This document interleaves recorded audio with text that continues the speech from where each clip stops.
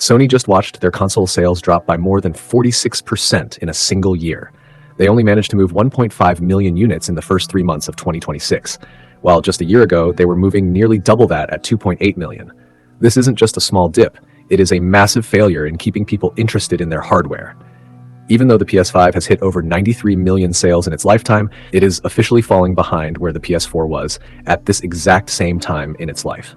The momentum is gone, and the numbers show that the strategy they've been using for the last few years is completely falling apart. Stay with me because I'm breaking down every detail of how this mess actually affects you later in the video. So make sure you hit that subscribe button so you won't miss the daily updates like this to stay ahead of them. The reason people are walking away is pretty simple. The price is going the wrong way. Most game systems get cheaper as they get older, but the PS5 has become significantly more expensive since it launched in 2020.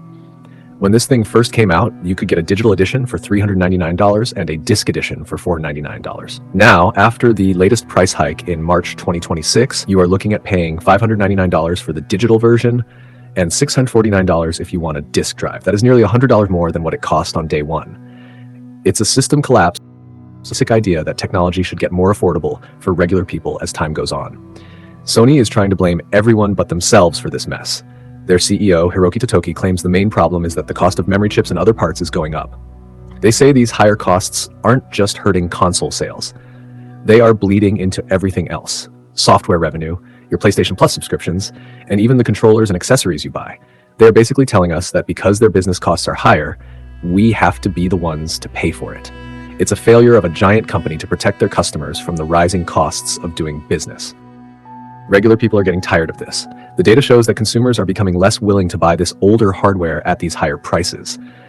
Most of us expected the PS5 to get cheaper over time, not more expensive. Even though Sony says they don't plan another price increase right now, the damage is already done. They've already raised the price multiple times in the last year, and they are basically stuck with a pricing structure that most people find way too high for a console that's been out for years. If you are tired of being treated like a walking wallet by these big tech companies, hit the subscribe button right now. We look at the actual evidence they try to hide in their financial reports so you know exactly how you're being played. Sony is basically betting their entire future on one game.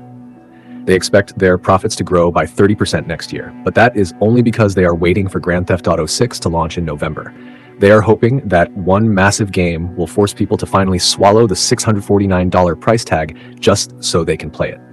It is a desperate move to rely on a third-party developer to save your hardware business.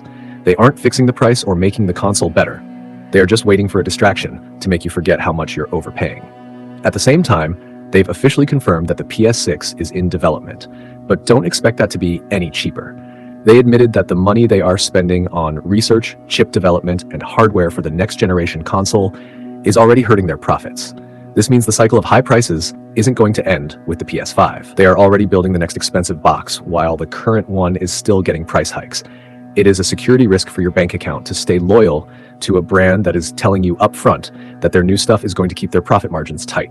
My stance on this is that Sony has officially cooked their relationship with the average gamer. They are treating a game console like a luxury item rather than a piece of home entertainment. By raising prices on old hardware, they are punishing the people who waited to buy in. It hurts the friend watching this because you're being told that the longer you wait, the more you have to pay for technology that is technically getting older and slower every day. It's a total failure. But while Sony is begging you to wait for GTA 6, wait until you see the actual numbers on how much their subscription service has changed while their console sales were crashing.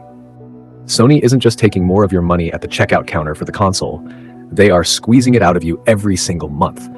Even though sales for the actual hardware are in a free fall, their revenue from network services actually went up.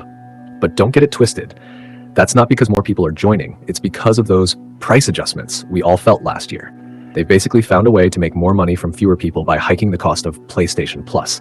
It's a cynical move that shows they care more about protecting their profit margins than keeping the platform accessible for the average person. When you look at these prices, $599 and $649, you have to ask yourself what you're actually paying for. This technology is 6 years old. In any other industry, a 6-year-old product would be at a deep discount, not hitting its highest price point ever. This is a system collapse of the console cycle we've known for decades.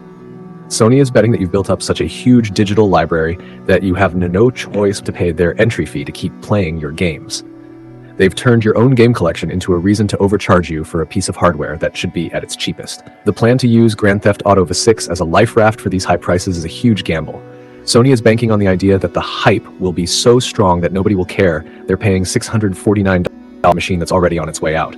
But what happens if people decide that $650 is just too much for a GTA box? If this plan fails, PlayStation is in serious trouble. They've put all their eggs in one basket while their own internal sales are crashing. It's a failure of leadership to assume that one game can fix a pricing strategy that has already alienated nearly half of their yearly buyers. The most telling piece of evidence is that the PS5 is now officially slower than the PS4 was. The PS4 was a beast because it was affordable and had great games. The PS5 is becoming a niche luxury item. This move to prioritize high profits over getting the console into as many homes as possible is going to hurt them in the long run. Fewer consoles sold means fewer people buying games, which means fewer developers wanting to make games for the system. It's a downward spiral that starts and ends with Sony's greed. My stance is that Sony is currently cooked if they don't find a way to bring these costs back down to earth.